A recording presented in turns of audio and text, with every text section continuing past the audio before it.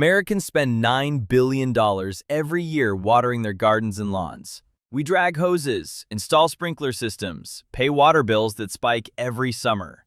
Half of residential water use goes into soil that dries out by noon. We water again, and again, and again. Medieval farmers never watered their gardens, and they outproduced us. For 800 years, from monastery gardens in Germany to peasant plots in England, European farmers grew abundant food, using techniques that captured, stored, and delivered water without human effort.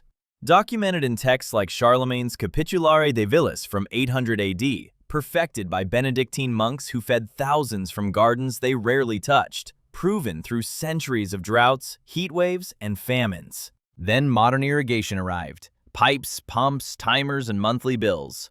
Within decades, we forgot how water actually works. Or rather, we were sold something worse. Today, the average American garden requires 620 gallons of water per week in summer. Medieval monastery gardens of the same size required 0.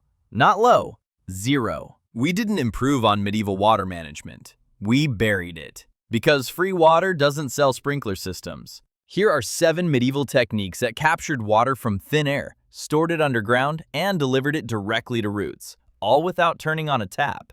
Every single one still works today. Method 1. Swales. Ditches that turn rain into underground reservoirs. Watch any modern gardener during a rainstorm. Water hits the soil, runs downhill, and disappears into storm drains. Gone. Wasted. Then the sun comes out, and they're back to dragging hoses. Medieval farmers caught that water before it escaped. Swales are shallow ditches dug along the contour of a slope, perfectly level so water can't flow out either end. When rain falls, water collects in the swale and has nowhere to go but down, straight into the earth. The soil below becomes a sponge, saturated 3 to 4 feet deep. Here's how it worked. Walk your land after rain and watch where water flows. Dig a ditch perpendicular to that flow, 12 inches deep, 18 inches wide. Pile the excavated soil on the downhill side to create a berm. Plant fruit trees or vegetables along that berm. The roots grow directly into the saturated zone. During droughts, those plants pull moisture from underground reserves, while neighboring gardens wither. King Henry II of England mandated swale construction on royal estates after the drought of 1176 devastated harvests across the kingdom. Monastery records from 12th century France describe swale systems feeding orchards through summer droughts that killed crops for miles around. Archaeological surveys of medieval abbey grounds show swale patterns still visible 800 years later. One afternoon of digging. No pumps, no timers, no water bills. Gravity and soil did the work forever. We replaced free earthworks with $300 sprinkler systems that break in 3 years. Method 2. Hugel culture. The buried sponge that waters plants for decades. Modern raised beds drain fast. Gardeners fill them with expensive potting mix, then water constantly because the soil dries out within days. Every summer, the same cycle. Water, dry. Water, dry. Water, dry. Medieval Germans buried wood and let it rot. Hugel culture means mound culture. The technique uses decomposing wood as a water reservoir hidden beneath the soil surface. As wood breaks down over years, it becomes a sponge capable of holding 4 times its weight in water. Here's the method documented across medieval Central Europe. Dig a trench 2 feet deep. Fill the bottom with logs. The older and more rotten, the better. Add branches on top. Cover with leaves, then compost, then soil. Plant directly into the mound. Year 1, the wood absorbs water and holds it. Year 2, the wood begins decomposing and releases nutrients. Year 3, the system hits full capacity, a self-watering, self-fertilizing bed that needs almost no attention. A single hugel culture bed holds 200 gallons of water in the buried wood alone. That's 3 weeks of drought protection, while conventional beds die in 3 days. The monks at medieval German monasteries built hugel culture beds that produce vegetables for 20 years without irrigation. The wood eventually decomposes completely, leaving behind the richest soil you've ever seen. We buy plastic irrigation that fails in 5 years. They buried wood that worked for 20. Method 3. Ollas. Clay pots that water roots directly. Drip irrigation systems cost $200 and clog within 2 seasons. Sprinklers lose 50% of water to evaporation before it ever reaches the soil. Surface watering encourages shallow roots that can't survive drought. Medieval farmers buried clay pots. Ollas are unglazed terracotta vessels buried neck-deep in the soil and filled with water. The porous clay slowly sweats moisture directly into the root zone. No evaporation, no runoff, no waste. Here's how they worked. Take an unglazed clay pot with a narrow neck. Bury it up to the neck near your plants. Fill with water. Cover the opening with a stone to prevent mosquitoes. Refill once or twice a week. The clay releases water through microscopic pores at exactly the rate surrounding soil can absorb it. When soil is wet, the pot stops releasing. When soil dries, the pot releases more. Self-regulating irrigation with zero technology. Archaeological evidence from medieval Spanish monastery gardens shows ollas placed every 3 feet in vegetable beds. The technique spread from North Africa through Moorish Spain and into European monastery networks. Some sites reveal olla fragments dating back 4,000 years. This method predates medieval farmers by millennia. A terracotta pot costs $4 and lasts a decade. It delivers water with 90% efficiency, while sprinklers waste half to the sky. We replaced self-regulating clay with battery-powered timers that can't sense whether plants actually need water. Method 4. Deep mulching. The blanket that stops evaporation cold. Walk through any modern garden in July. Bare soil baking in the sun. You can watch moisture evaporate in real time. Water in the morning, dry by afternoon. The surface cracks. The roots cook. Gardeners water again and wonder why their bills keep climbing. Medieval farmers never left soil naked. Deep mulching covers soil with 6 to 12 inches of organic material. Straw, leaves, wood chips, anything that blocks sun and traps moisture. The surface stays cool. Evaporation drops by 70%. Rain soaks through the mulch and can't escape back out. Here's the monastery method documented across medieval Europe. After planting, cover every inch of exposed soil with straw or fallen leaves. Pile it deep, up to a foot around established plants. Leave a small gap around stems to prevent rot. Replenish as it decomposes. The results are measurable. Soil under deep mulch stays moist for 2 weeks without rain. Bare soil dries in 2 days. The temperature difference can reach 20 degrees. Mulched soil stays cool, while exposed soil hits 140 degrees and kills roots. Monastery records from 13th century England describe straw-covered vegetable beds producing through droughts that destroyed neighboring farms. Charlemagne's Capitular de Villis specifically instructed estate managers to cover soil around fruit trees. The emperor understood that exposed earth was wasted water. The monks weren't lucky.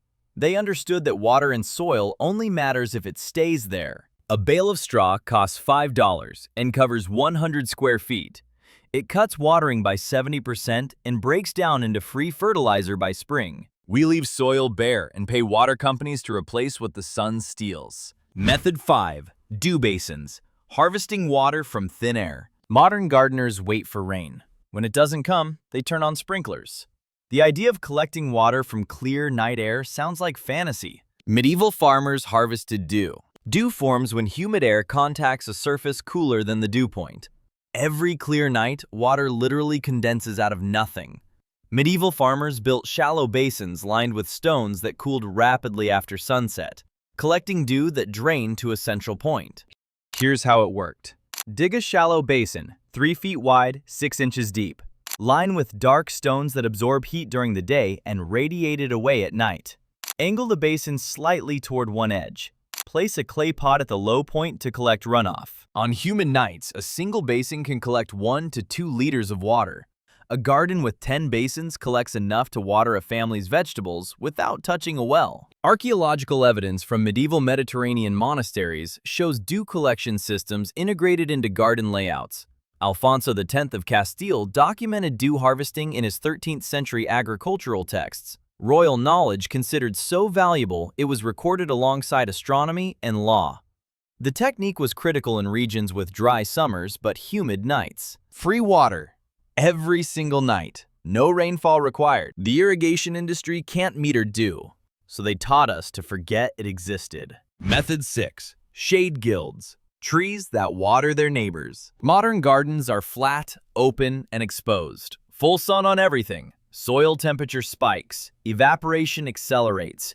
Gardeners compensate with more water, more mulch, more work. Medieval farmers used trees as irrigation infrastructure. Shade guilds are strategic plantings where tall trees shelter smaller plants beneath them.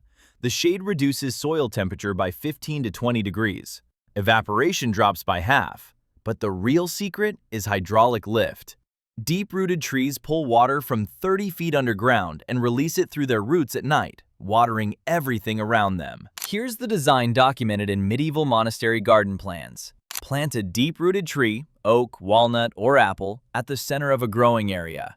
Surround it with vegetables and herbs at increasing distances. The tree's canopy shades the inner zone. Its roots irrigate from below. Modern soil science confirms hydraulic lift is real. Trees pull hundreds of gallons from deep aquifers and redistribute it to topsoil. Plants growing near trees survive droughts that kill isolated crops. The monks at Canterbury planted apple guilds that produced vegetables beneath fruit trees. 2 harvests from 1 watering system. The trees did the irrigation. The monks did the harvesting. We ripped out the free pumps and bought diesel ones. Method 7. Sunken beds. Gardens that collect their own rain. Raised beds are everywhere. Garden centers sell them by the thousands. They look tidy, they drain well, they also dry out in 48 hours and require constant watering to keep anything alive. Medieval farmers in dry climates went down instead of up. Sunken beds are excavated 12 to 18 inches below grade. Rain falls and flows into the depression instead of away.